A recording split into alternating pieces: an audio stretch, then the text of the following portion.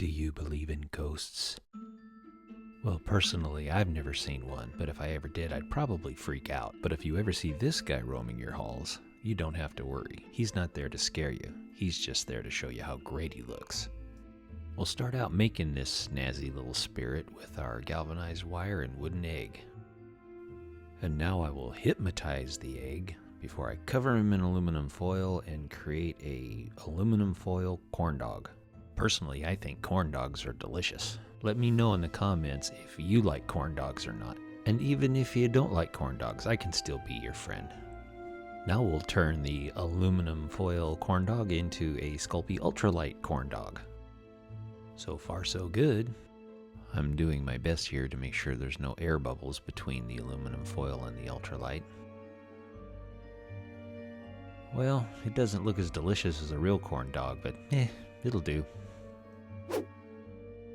After I baked it, I realized that a corn dog looks nothing like a Snazzy Spirit, so I have to put some more along the bottom and sort of leave a tapered end so it looks like his sheet is flowing behind him. Now we'll add some more Sculpey Ultralight to the bottom part and also underneath. And before I get some indecency YouTube strike, let's take this guy to bake him and then cover him in liquid Sculpey. Okay, let's cover the whole thing in clay. I'm really sorry guys, I have to censor this part because I had no idea while I was filming this, but it looks like something that I can't show on YouTube, and I'll let you figure out what that is for yourself. I'll give you a hint of what it is. It's not a corn dog.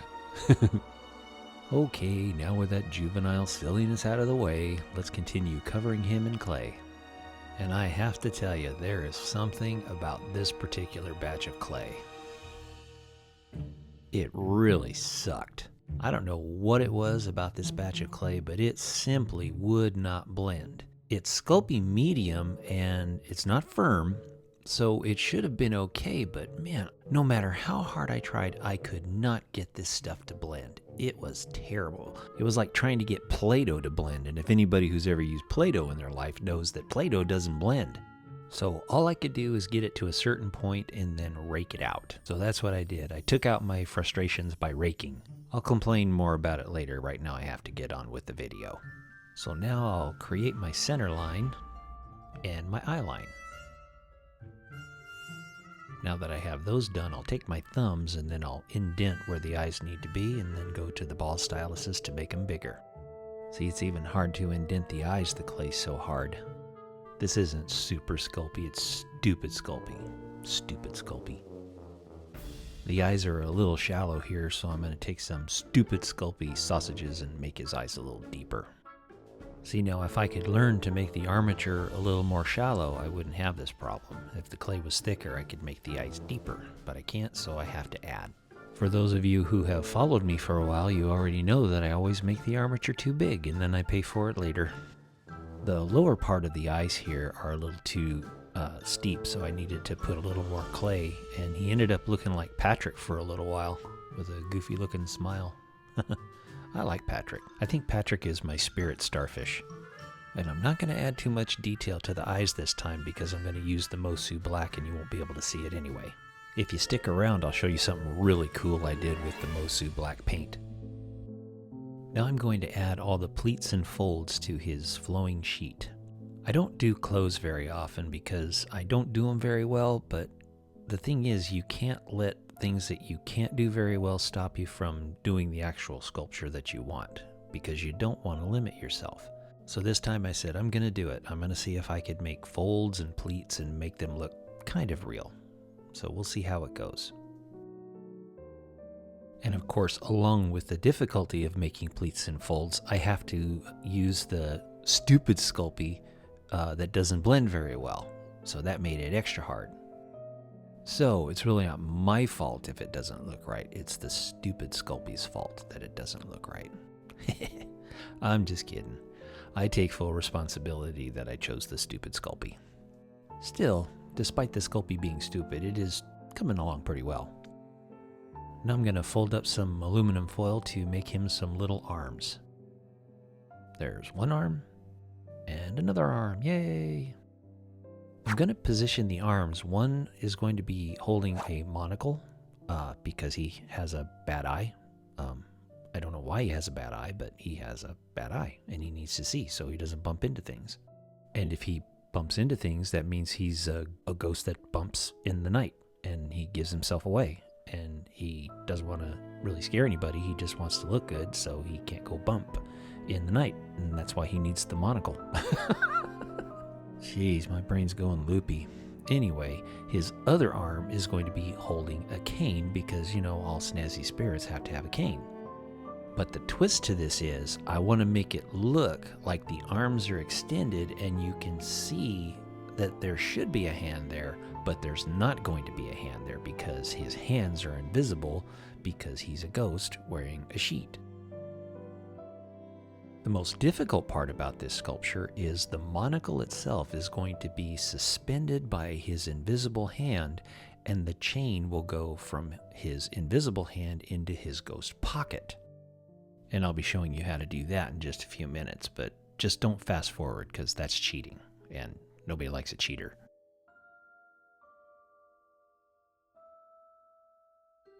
Okay, for the rest of the sculpt, I've just decided that I'm going to try and add the clay around the bottom of the sheet and just carve in the rest of the folds and creases with my tools because this stupid Sculpey just doesn't want to blend.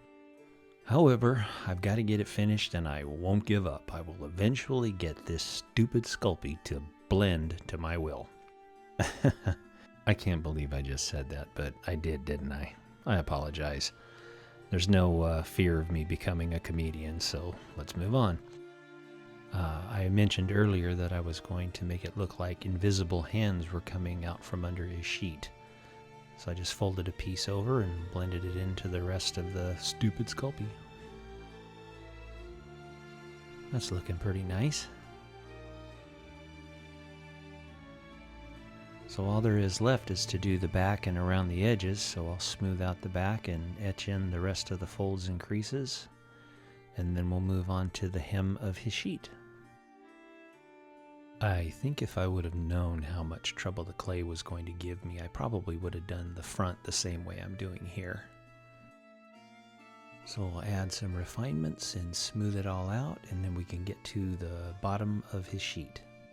I was using my curtains as a reference as I was doing this, and I noticed from the top to the bottom, some of the folds would be two in the middle, and then as it went down, the two folds would go into one. So I noticed that the front here was a little too jagged, so what I did was added about 2 or 3 curves in the bottom to make it look a little more natural. Oh, I'm watching this now and all I can see is the struggle to get it to blend right. It was really, really dry. Maybe I should have added some Sculpey conditioner to it. I think next time that's what I'm going to do. Okay, we're just about to the point where I'm going to start working on the chain. I'll position the chain on my rig, one higher and one lower that goes into his pocket. Now how in the world do you make chain stand on its own? I'll show you with UV resin. That's right, I'm going to saturate all of the links with UV resin, then I'm going to cure it, and theoretically it should stand on its own. We'll see how it goes. Now we'll cure it with the UV light, and we'll see if it stands on its own. If anybody who's worked with UV resin knows that even though you cure it with the UV light, sometimes it's still sticky, well, I'm going to show you how to remedy that. You put your piece inside a tub of water, cover it with the UV light for about 1 minute, and then when you remove it from the water, it's cured and it's not sticky anymore. It really worked well. I saw this technique on Cat Million Studios' YouTube channel. She takes dolls and customizes them into these amazing characters. You should really go check out her channel. Okay, let's check to see if the chain will be in the right position. Okay, that looks about right. Now we'll go on to making his monocle. I'll take some gold Sculpey and put it into the extruder and make some golden spaghetti. This is so all the clay around the monocle will be the same size and the same thickness. If that was real gold, that would be some expensive spaghetti.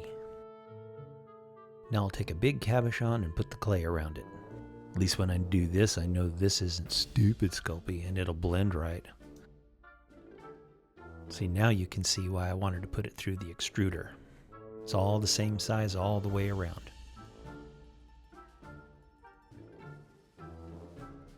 Now that it's all blended together and looks like one piece, I'll take a little metal ring, add some clay to it, and that's what we will connect the chain to. We'll make a little sliver of clay to go around the edge of the little base right there to give it a little more detail. Just a few more adjustments here and we can take this to bake. First we'll add a loop tang to the bottom of the chain. That'll go inside the clay, and then we'll attach the monocle to the top part of the chain. See, there's the top of the chain, and there's the bottom. Now with all those parts completed, we can finally take them to the oven to bake. Now to go with his ultra snazziness, we need to make him a cane. So I took a bamboo skewer and a little tiny ball of wood and attached it to the top. That'll be his handle. Even though you won't see his hand, you still have to have a handle. Now to add some details with the clay, I wanted to make it really ornate, and I think I overdid it. But what can you do? Sometimes you just need a little extra snazz. Add a little more details and refinements, and we can take this to the oven to bake.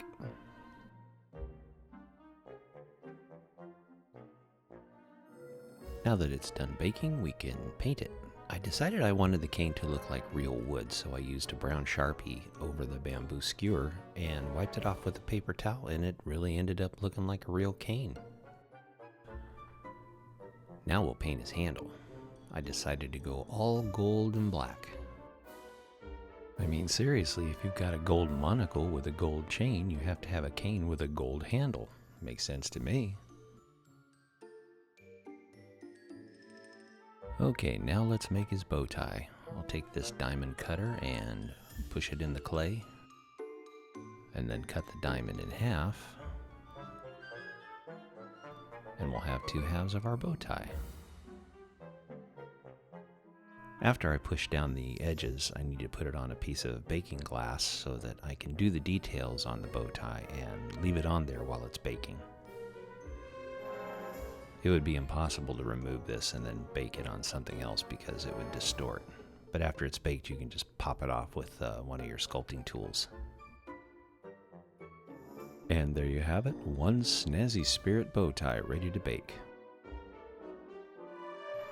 Now we have one more thing that we need to make. What would a Snazzy Spirit be without a really nice looking top hat? I want the hat to be hollow, so I'll use the lathe chuck and put this clear tube that I'll put the clay around. But first, I'm going to wrap it in aluminum foil, really tight. Then I'm going to put some tape around the bottom so the foil doesn't move while I'm sculpting. I learned this lesson when I was making Cousin It. I put the clay around a plastic cup and I could not get the clay off of it. It distorted it a little too much, so I had to do a lot of refining. But this time I should be able to sculpt the hat exactly the way I need it to be and then just pull it right off. So we'll see how it goes. I decided to put a little bit more clay on the top and then taper it down so it had kind of a flare that went from the bottom to the top. Now we'll cut the bottom to give it a nice clean edge, and we'll take the tape off, and we should be able to pull this thing right off. Perfect. Now that he's baked, we can just pull the aluminum foil right out. All right, that'll work. Now I'll need to sand the bottom of it to give it a nice clean edge, and also roughing it up like this helps the liquid Sculpey to adhere to it as well. Now we'll take a flattened piece of clay and size it up. That's about the right size. And we'll put a hole in the middle of the flattened out clay. And we have ourselves a flat donut. Now we'll take some liquid Sculpey and we will attach the brim to the bottom of the top hat. I guess that's really the only place we could put it because we couldn't put it on the top of the bottom hat. And I don't know anybody who would wear a bottom hat. That would just be silly. Now we'll add the hat band and he's ready for his final bake before painting. Now we'll give this snazzy little top hat a coat of black paint. Add a little bit of color shift black paint to make it stand out.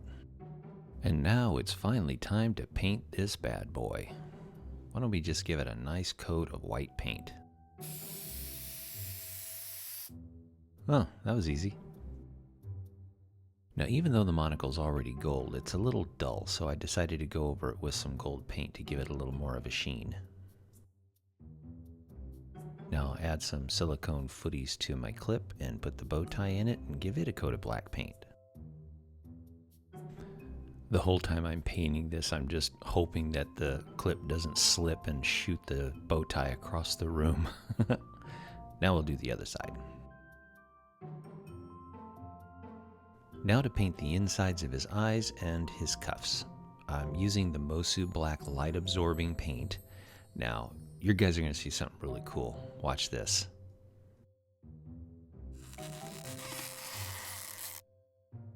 I'm sorry, I just think this paint is so incredibly cool. Any other black paint would show reflections within the eyes, and literally the light just disappears. It's like a black hole. It's amazing. Now to see if my little experiment will work, I'll attach the chain to the sheet and hopefully it'll look like his little invisible hand is holding the monocle. Now we'll paint underneath with the Mosu Black. Then we'll attach his little bow tie and paint the base. Well, that was easy. Now we'll glue him to the base. Then I'll very carefully drill the hole. Now we'll mount his cane to the base. Then we'll mount his hat to his head, and this Snazzy Spirit is ready for a night on the graveyard.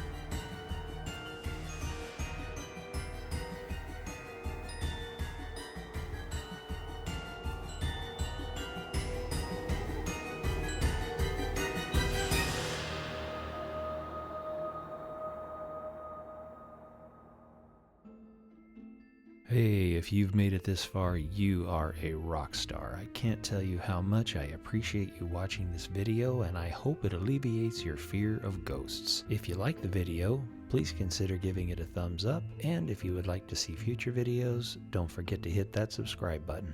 And a big thank you to all my subscribers. I cannot tell you how much I appreciate each and every one of you. And don't forget to stand by for the Ringo Cam. He's coming up in just a few seconds. Everybody take care, and we'll see you next time.